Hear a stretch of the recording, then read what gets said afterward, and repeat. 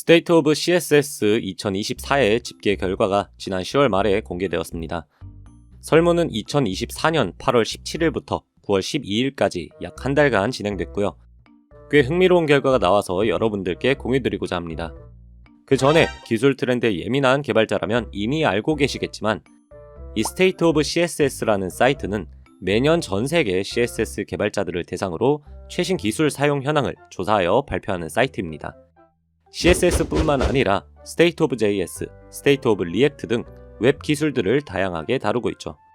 조사를 위한 설문에는 누구나 자유롭게 참여할 수 있지만 한국인의 참여 비율은 매우 적기 때문에 국내 실상과는 조금 맞지 않을 수도 있습니다.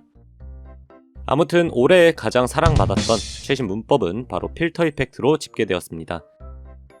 이런 식으로 필터를 활용하면 다양한 색채 효과를 줄 수 있죠.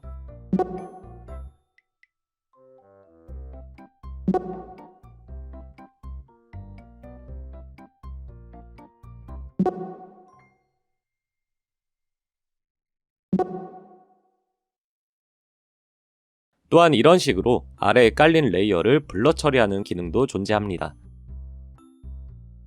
이렇게 생긴 디자인을 글래스 모피즘이라고 하는데 이거 구현할 때 많이 사용하시게 될 것 같습니다.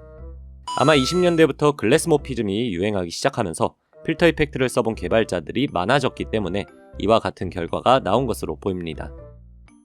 그런데 1등 선정 기준은 단순히 얼마나 많은 개발자가 사용했는지만 따지는 것이 아닙니다. 기술에 대한 만족도도 고려 대상이죠. 여기서 필터 이펙트에 대한 사용자들의 의견을 댓글로 확인할 수 있는데 긍정적인 반응을 먼저 보면 간단한 CSS 코드만으로도 그래픽 효과를 줄 수 있다는 점이 좋았다고 합니다.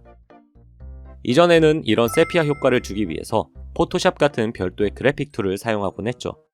뿐만 아니라 필터 이펙트는 SVG와 함께 사용했을 때 큰 시너지를 낼 수 있습니다.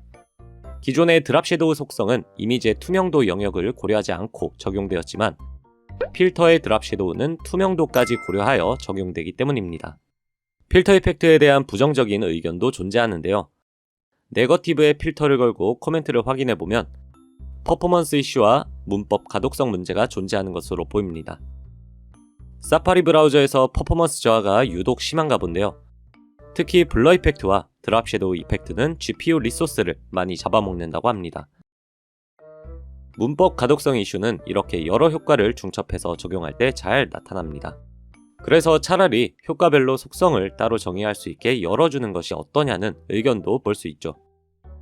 자, 나머지 순위들도 확인해봤는데 사실 이 중에는 들어본 적조차 없는 속성들이 굉장히 많았습니다.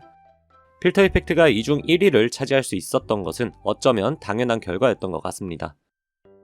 State of CSS 2024의 대문에서 사이트 운영자는 24년을 CSS 신시대의 서막이라고 표현하고 있습니다. 실제로 지난 2년 사이에 CSS 신규 문법이 많이 추가되었죠.